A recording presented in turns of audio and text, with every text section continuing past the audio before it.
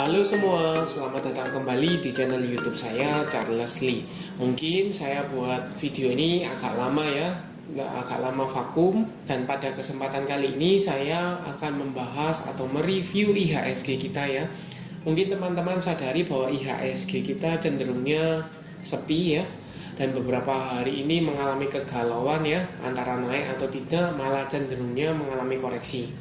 Nah, sebenarnya ada apa? Kemudian, apakah teman-teman sadari ada satu saham yang menurut saya cukup menarik ya? Saham apakah ini? Saham ini adalah Auto. Kenapa saham Auto ini 2 hari terakhir mengalami kenaikan cukup tinggi? Jadi teman-teman, pada video kali ini saya akan membahas juga untuk Auto ya. Kenapa atau apa penyebabnya saham Auto ini mengalami kenaikan? Jadi buat teman-teman pastikan tonton video ini sampai selesai. Buat teman-teman yang mungkin baru pertama kali mampir ke channel YouTube saya ucapkan selamat datang, selamat menonton. Semoga informasi yang kami sampaikan melalui video-video yang kami buat bisa bermanfaat buat kawan-kawan semua. Oke, tanpa berpanjang lebar ya, kita langsung masuk ke pembahasannya. Sebelum kita masuk ke chartnya komposit ya atau indeks kita cek beritanya ya. Ini melalui investor.id ya. IHSG anjlok hari ini mengalami koreksi ya. Kemudian investor asing kembali net sell. Berikut daftarnya. Ini beritanya hari ini tanggal 22 Februari 2023 hampir jam 5 ya. Jadi cukup baru. Sekarang dicek beritanya ya, bahwa permodal asing kembali mencatatkan penjualan bersih atau net sell. Saham senilai dengan 37,9 miliar ya di seluruh pasar. Kemudian IHSG juga anjlok yaitu 0,92% atau turun 63,43 poin ya ke 6.809,97. Nah, pertanyaannya, kenapa masih net sell? Karena asing cenderung khawatir ya terhadap pasar seperti Indonesia ya. Kenapa? Karena ada kecenderungan untuk The Fed menaikkan kembali tingkat suku bunga supaya apa? Mengurangi inflasinya di Amerika ya, seperti itu. Dan kekhawatiran untuk resesi masih terbuka ya, seperti itu. Nah, dijelaskan juga di beritanya bahwa ada 5 saham yang dengan net sell terbanyak, yaitu salah satunya Bank Mandiri, BMRI ya, 57,43 miliar, kemudian Bank Jago atau Arto 41,82 miliar, kemudian Gudang Garam TBK atau GGRM 28,14 miliar, kemudian BTPN Syariah atau Bank BTPN Syariah atau BTPS itu 25,22 miliar. Kemudian ASII atau Astra International TBK 24,62 miliar. Jadi cukup banyak yang di net sell ya. Dan teman-teman pasti familiar ya dengan beberapa saham atau semua saham yang di net sell-kan oleh asing. Nah, pertanyaannya adalah sampai kapan untuk net sell-nya dan apakah IHSG kita ini masih mampu bertahan di atas 6.800? Kita coba cek ya secara chart. Kalau secara chart seperti yang tadi saya sedikit singgung bahwa IHSG mengalami koreksi 0,92% ke level 6.809 ya. Kalau dilihat sebenarnya dia masih menguji EMA 50 ya. EMA 50-nya ada di 6.866 ya.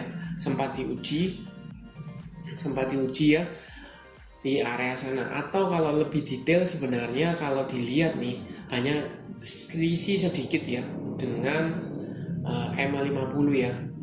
Ada indikasi bahwa dia atau IHSG kita ini breakdown dari EMA 50. Nah, pertanyaan berikutnya, apakah IHSG kita atau komposit ini masih mampu bertahan di atas level 6.800 atau malah dia tidak mampu bertahan dan turun kembali?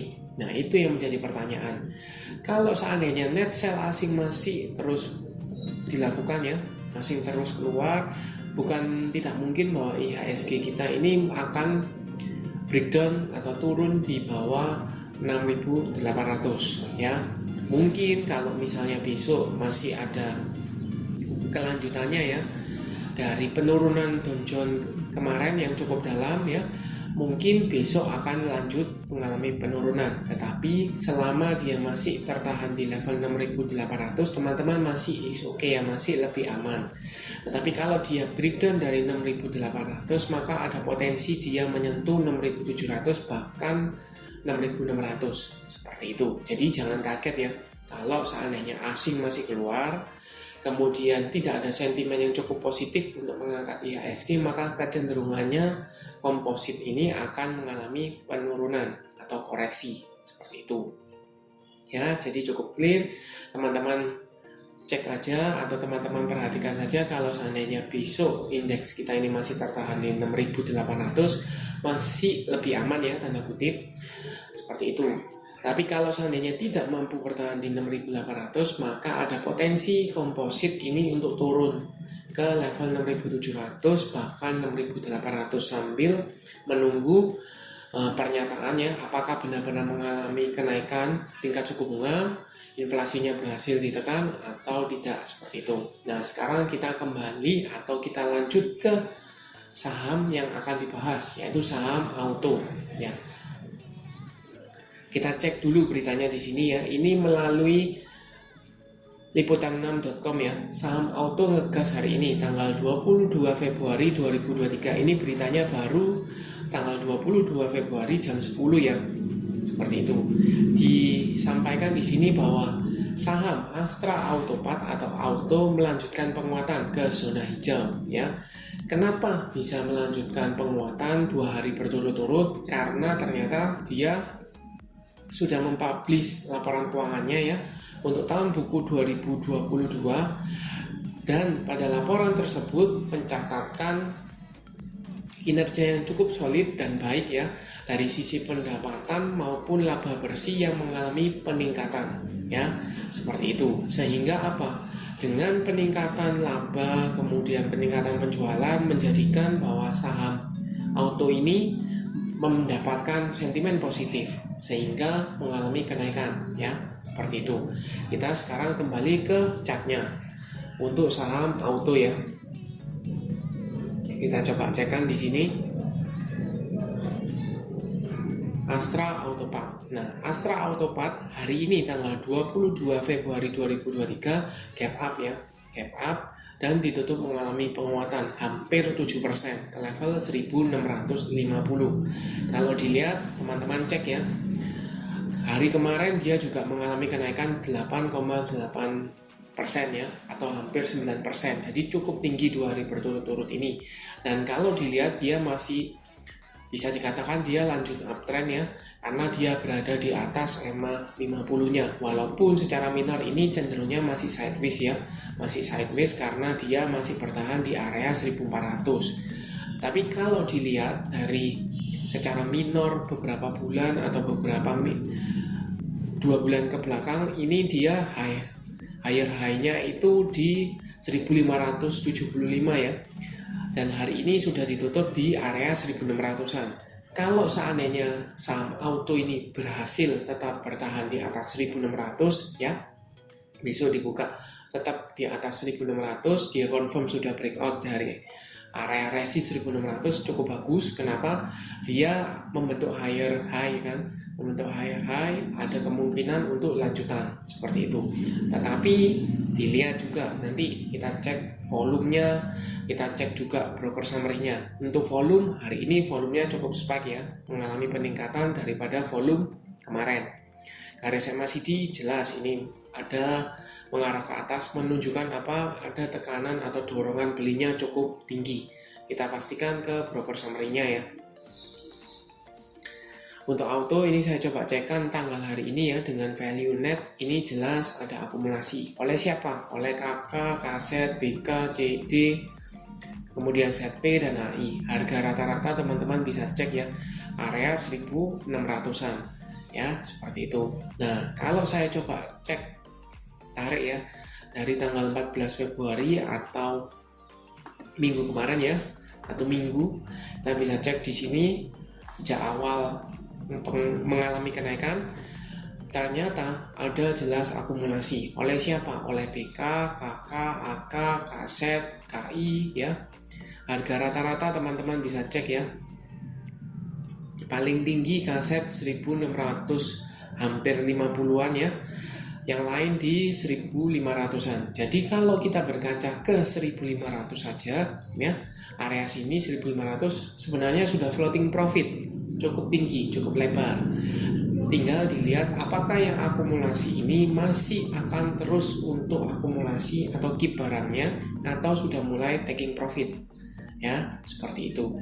Nah, kalau berkaca ke menurut saya ya, dilihat bahwa dia 2 hari mengalami kenaikan, kemudian ada gap up ya, ada besar kemungkinan besok itu dia akan memberikan rehat seperti ini ya. Ketika dia mengalami kenaikan, dia akan memberikan koreksi ya, atau koreksi sehat, mungkin tidak akan turun terlalu tajam ya, akan membuat doji atau candle-candle koreksi, baru dia akan melanjutkan kenaikan kalau sentimen dari laporan keuangannya yang cukup bagus ini masih ada ya, seperti itu.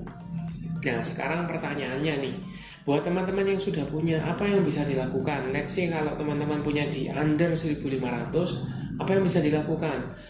Kalau dilihat dari broker summary-nya tadi rata-rata di 1600 atau 1500-an, maka harganya teman-teman masih cukup murah atau hampir sama dengan beberapa broker. Otomatis kalau brokernya taking profit, teman-teman masih profit ya, seperti itu. Jadi menurut saya cukup aman kalau teman-teman masih bisa di hold ya. Potensi untuk melanjutkan kenaikan masih terbuka. Tetapi kalau seandainya ini berandai-andai saham auto tidak mampu break atau bertahan di atas 1600, teman-teman mungkin bisa buang sebagian, amankan profit sebagian ya, seperti itu